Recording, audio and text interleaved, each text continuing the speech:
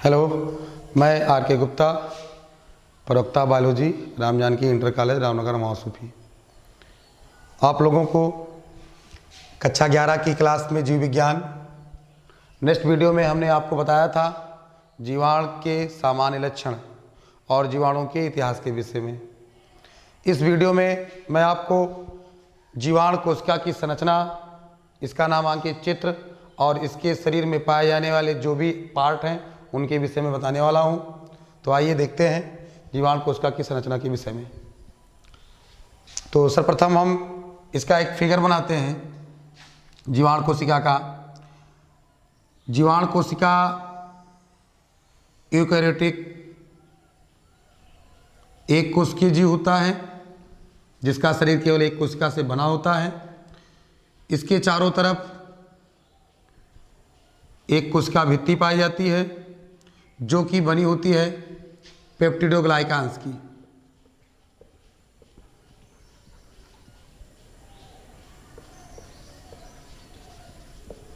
पेप्टिडोग्लाइकान्स की और इसके कोशिका भित्ति के चारों तरफ भी एक विशेष प्रकार का चिकना आवरण होता है जिसको कहते हैं स्लाइम लेयर। स्लाइम लेयर कहते हैं।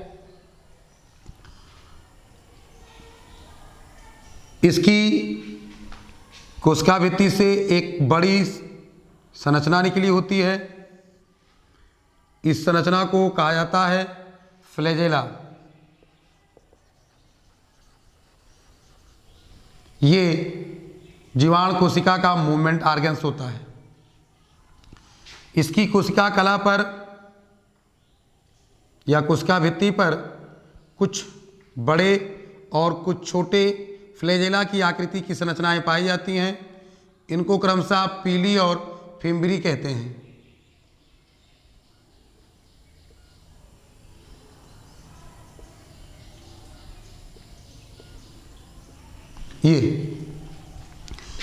ये जो बड़ी होती हैं इनको कहा जाता है पीली और ये जो छोटी होती है इनको कहते हैं फिम्बरी।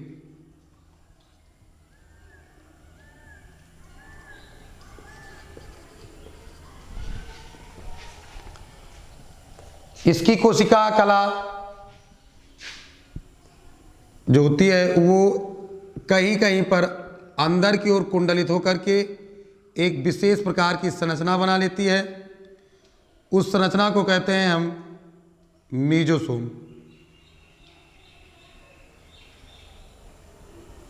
ये पार्ट आपका क्या कहलाता है? मीजोसोम। मीजोसोम। इसमें एक आनुवांशिक पदार्थ जो कि नग्न डीएनए द्विसूत्री वृत्ताकार होता है, ये इसका मटेरियल, जेनेटिक मटेरियल होता है। इसे कहते हैं हम डीएनए, डीऑक्सीराइबो न्यूक्लिक एसिड, जो कि जीवाणु कोशिका का जेनेटिक मटेरियल होता है। इसे न्यूक्लियाइड भी कहा जाता है।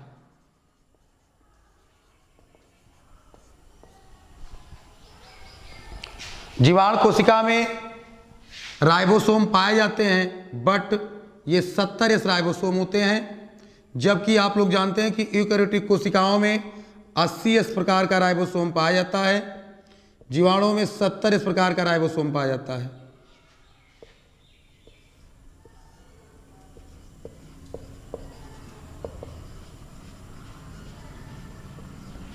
जीवाणुओं में 70 प्रकार का राइबोसोम पाया जाता है। वैसे मोनेरा में पाए जाने वाले समस्त जीवधारियों में 70 प्रकार का राइबोसोम पाया जाता है।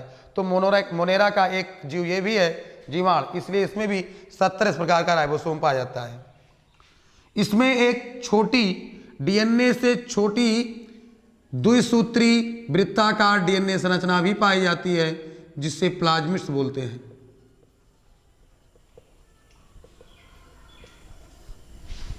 प्लाज्मिड्स जो कि जेनेटिक इंजीनियरिंग में वाहक का कार्य करती है, वेक्टर का कार्य करती है।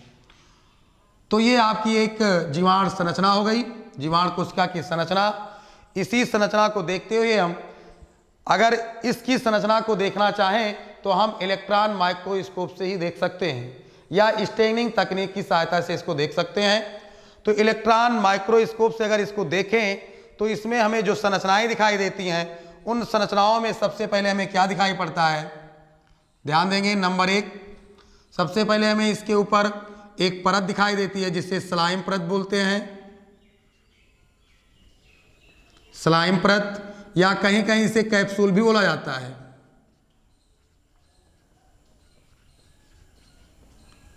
कैप्सूल।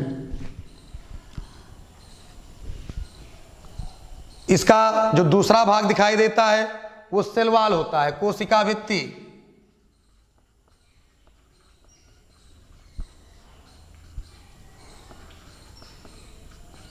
कोशिका भित्ति, सेल वॉल।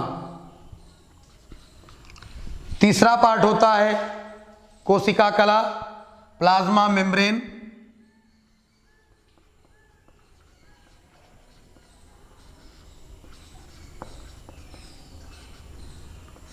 चौथा पार्ट इसका होता है जीवद्रव्य। चौथा पार्ट इसका क्या होता है, कोशिका कला के बाद हम नाम लेते हैं मीजोसोम का।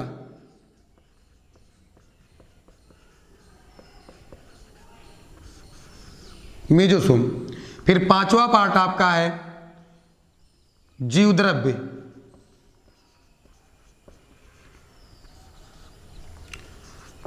छठा पार्ट होता है इसका आनुवांशिक पदार्थ।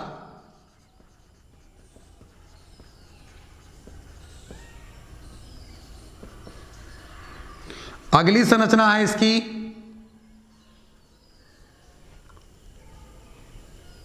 प्लाज्मिड्स।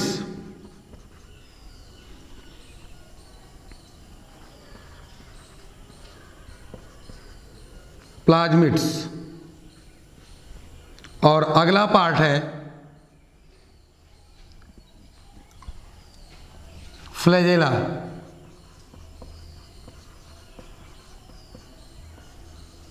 और लास्ट पार्ट इसका हो जाएगा पीली और फिम्बरी।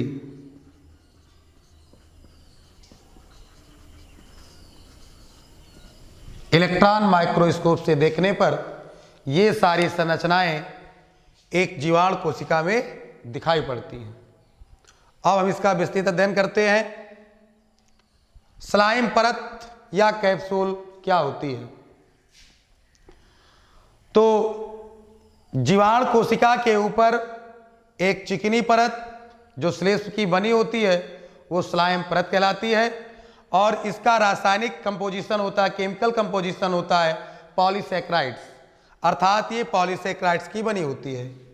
जीवाणु कोशिका में जब स्लाइम परत पॉलीसैकेराइड्स की बनी होती है तो उसे कहते हैं स्लाइम परत, और जब यही जीवाणु कोशिका में स्लाइम परत पॉलीसैकेराइड्स और पॉलीपेप्टाइड की बनी होती है तो उसे क्या कहते हैं, हम कैप्सूल कहते हैं। फिर से देखिए, स्लाइम परत का निर्माण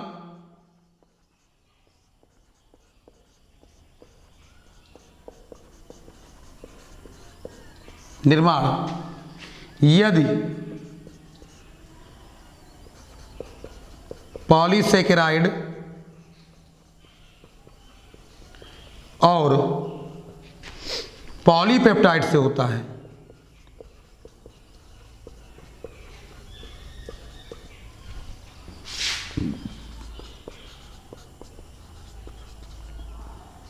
तो इस परत को कैप्सूल कहा जाता है। आई बात समझ में।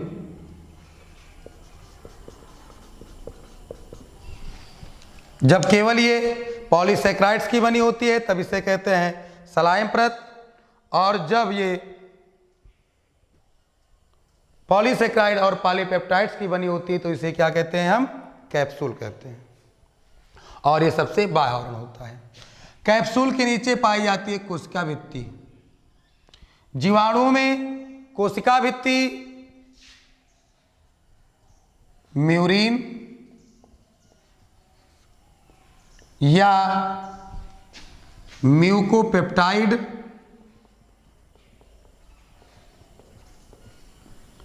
म्यूकोपेप्टाइड या फिर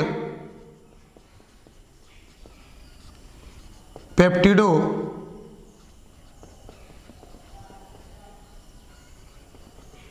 ग्लाइकांस की बनी होती है।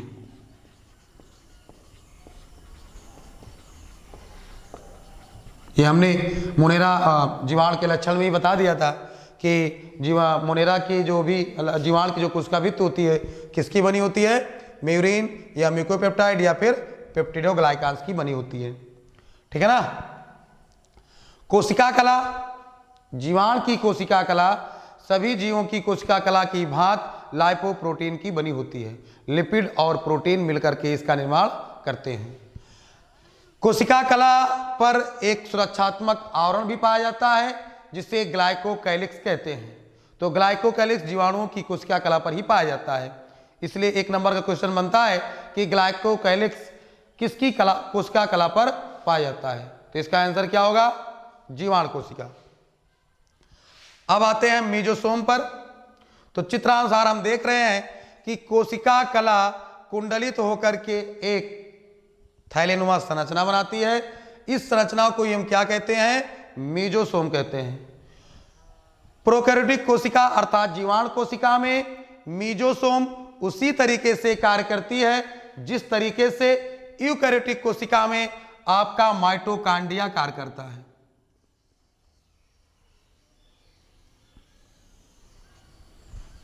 अर्थात जिस प्रकार से माइटोकांड्रिया कोशिकीय श्वसन का कार्य करता है उसी प्रकार से मीजोसोम जीवाणु कोशिका में श्वसन का कार्य करती है। मीजोसोम में विशेष प्रकार के श्वसनी एंजाइम्स उपस्थित होते हैं। ये माइटोकांड्रिया का समरूप अंग माना जाता है। अगला पॉइंट आपका है जीवद्रव्य। कोशिका कला के अंदर भरा हुआ धूसर मैट्रिक्स क्या कहलाता है, जीवद्रव्य कहलाता है। इस जीवद्रव्य में कार्बोहाइड्रेट्स, वसा, विटामिन, प्रोटीन्स, न्यूक्लिक अम्ल, प्लाज्मिड्स इत्यादि सभी पाए जाते हैं। समझ गए। जीवद्रव्य जीवन का भौतिक आधार है। जीवद्रव्य जीवन का भौतिक आधार है। अर्थात जीवाणु कोशिका या किसी भी कोशिका को हम ले लें तो उसमें जीवन का भौतिक आधार क्या होता है, जीवद्रव्य होता है।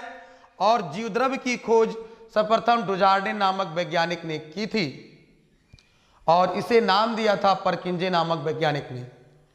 जीवद्रव्य जीवन का भौतिक आधार है। इसे हम एक रूप और देते हैं, protoplasm is the physical basis of life.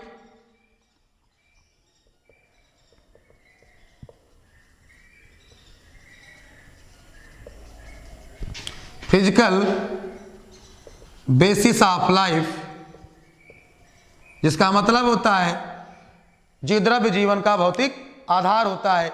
इस वाक्य को एक वैज्ञानिक है हक्सले और उन्होंने इसको कहा था। तो जीवद्रव्य जीवन का भौतिक आधार है, इस वाक्य को किस वैज्ञानिक ने दिया, हक्सले नामक वैज्ञानिक ने दिया। तो समझ गए आप लोग कि कोशिका में पाया जाने वाला जीवद्रव्य जीवन का ही भौतिक आधार है। और इस जीवद्रव्य में क्या क्या पाए जाते हैं, कार्बोहाइड्रेट्स, वसा, विटामिन, प्रोटीन्स, न्यूक्लिक अम्ल और उसके साथ साथ राइबोसोम, प्लाज्मिड्स, डीएनए आज सभी पदार्थ जीवद्रव्य में ही पाए जाते हैं। अगला पॉइंट है अनुवांशिक पदार्थ। तो जीवाणु कोशिका में जो अनुवांशिक पदार्थ होता है वो डीएनए होता है।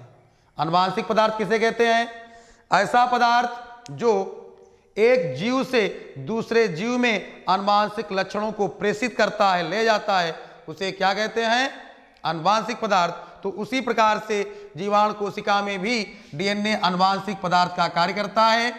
और जीवाणु कोशिका का जो डीएनए होता है वो होता है द्विसूत्री। कैसा होता है, डबल स्टैंडर्ड द्विसूत्री वृत्ताकार डीएनए। वृत्ताकार डीएनए होता है, नग्न डीएनए होता है। इसमें हिस्टोन प्रोटीन का अभाव होता है, अर्थात इसमें गुणसूत्र नहीं पाई जाती है। हिस्टोन प्रोटीन के साथ अगर डीएनए होता है तब ये गुणसूत्र का निर्माण करती है, बट हमने बताया कि इसमें गुणसूत्र का अभाव होता है, हिस्टोन प्रोटीन का अभाव होता है, इसलिए इसमें गुणसूत्र नहीं पाया जाता। जीवाणु में गुणसूत्र का सर्वथा अभाव होता है। ये बात समझ में आ गई आपको? तो ये हो गया आपका द्विसूत्री वृत्ताकार डीएनए, जो कि क्या है, जीवाणु कोशिका का आनुवांशिक पदार्थ है। अब आते हैं प्लाज्मिड्स के विषय में बात करते हैं। तो प्लाज्मिड्स क्या होता है? जीवाणु कोशिका में आनुवांशिक पदार्थ डीएनए से छोटा, आनुवांशिक पदार्थ डीएनए से छोटा द्विसूत्री वृत्ताकार डीएनए ही क्या कहलाता है? प्लाज्मिड्स कहलाता है।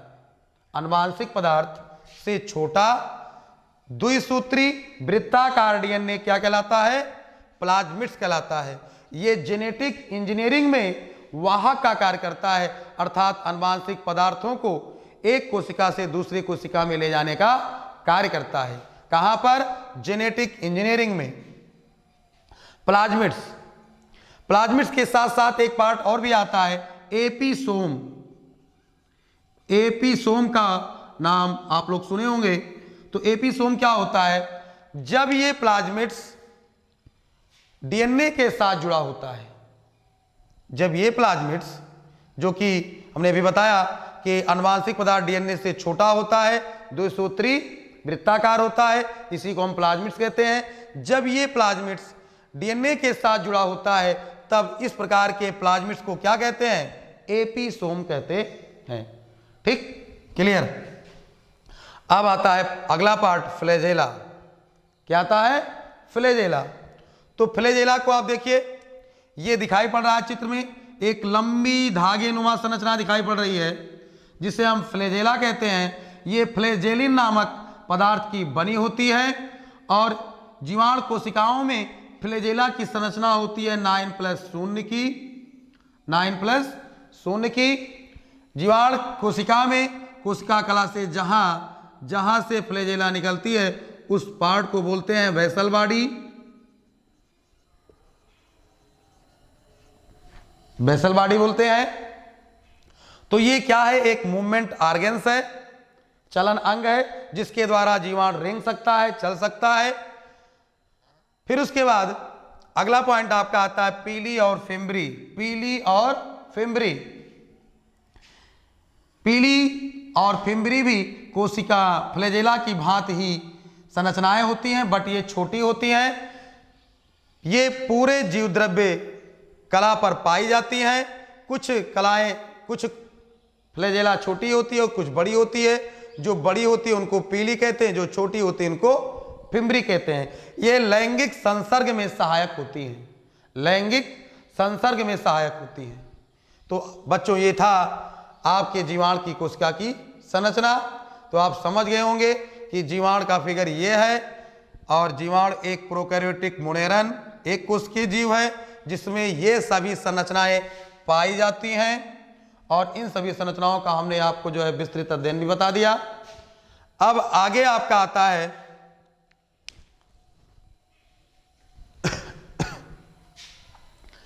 फ्लैजेला के आधार पर जीवाणु के प्रकार। फ्लैजेला के आधार पर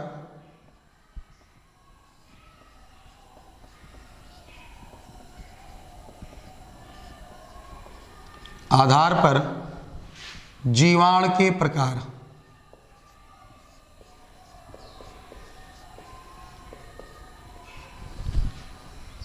तो ये ध्यान दीजिए,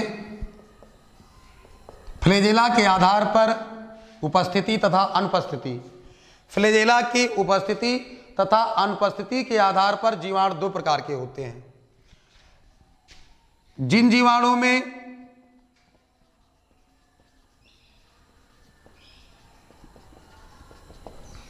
फ्लैजेला अनुपस्थित होती है,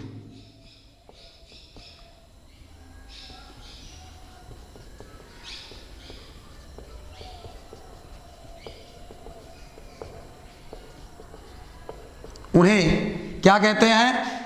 एट्राइकस।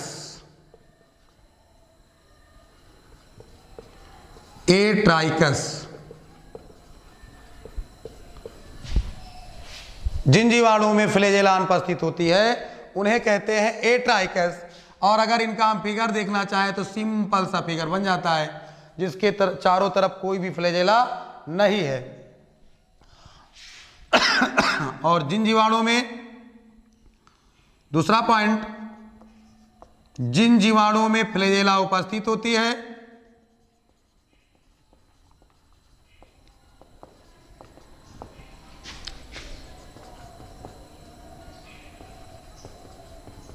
जेला उपस्थित होती है, जिन जीवाणुओं में फ्लैजेला उपस्थित होती है उन्हें क्या कहते हैं? उन्हें कहते हैं ट्राइकस। उन्हें कहते हैं ट्राइकस।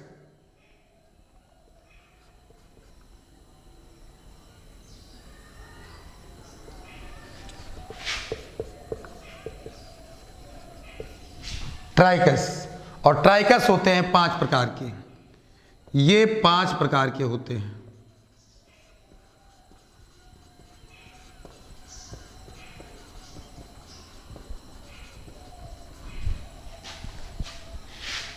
कौन कौन से? नंबर 1 मोनोट्राइकस,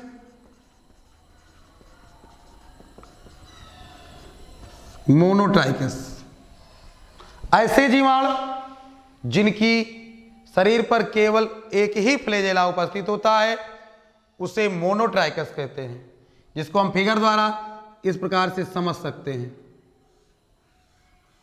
केवल एक फ्लैजेला, केवल एक फ्लैजेला, इसको क्या बोलते हैं? मोनोट्राइकस।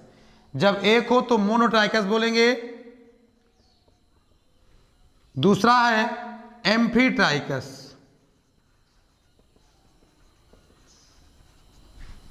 एम्फीट्राइकस तो ऐसे जीवाणु जिनमें 2 फ्लैजेला दोनों सिरे पर पाए जाते हैं, एक एक फ्लैजेला दोनों सिरे पर पाए जाते हैं, उनको कहते हैं एम्फीट्राइकस। एक फ्लैजेला इधर और एक फ्लैजेला इधर, तो इस प्रकार ये क्या हो गए? एम्फीट्राइकस। तीसरा नंबर है सिफाइलोट्राइकस।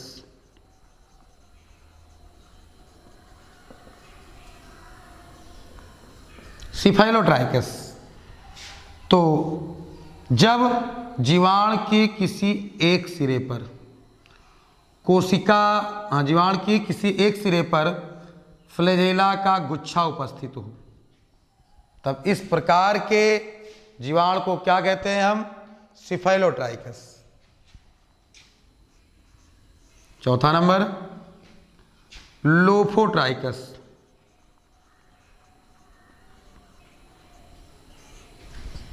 तो लोफोट्राइकस जब जीवाणु के दोनों सिरे पर फ्लैजेला का गुच्छा उपस्थित हो,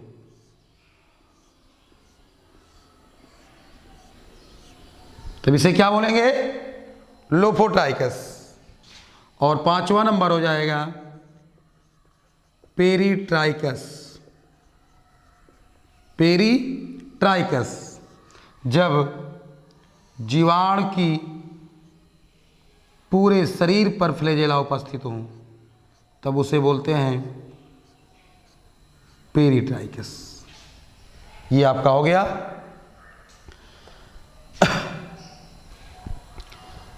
ट्राइकस का एग्जाम्पल, इसे हम पास्चुरेला बोलते हैं।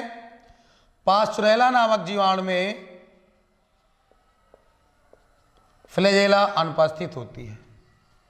पास्चुरेला नामक जीवाणु में फ्लैजेला अनुपस्थित होती है। और मोनोट्राइकस का एग्जाम्पल अगर लें तो ये होगा विब्रियो कॉलरी।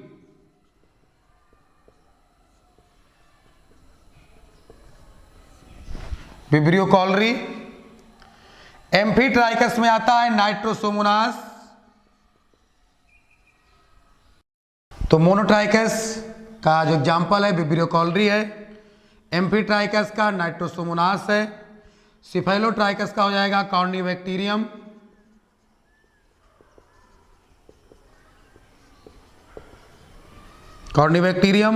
और लोफोट्राइकस का हो जाएगा स्पाइरिलम, रोडोस्पाइरिलम,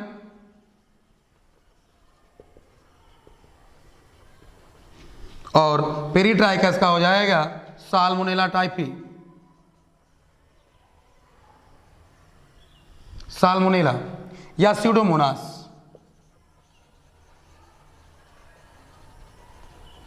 तो ये आपके फ्लैजेला के आधार पर जीवाणुओं के प्रकार हो गए। जिन जीवाणुओं में फ्लैजेला पाया जाता है उन्हें हम ट्राइकस कहते हैं, जो 5 प्रकार के होते हैं, और जिनमें फ्लैजेला अनुपस्थित होती है उन्हें एट्राइकस कहते हैं। ये आपका पास्चुरेला है, इनमें फ्लैजेला अनुपस्थित होती है। 5 प्रकार के आपके ये हो गए। ठीक, अब मिलते हैं नेक्स्ट वीडियो में।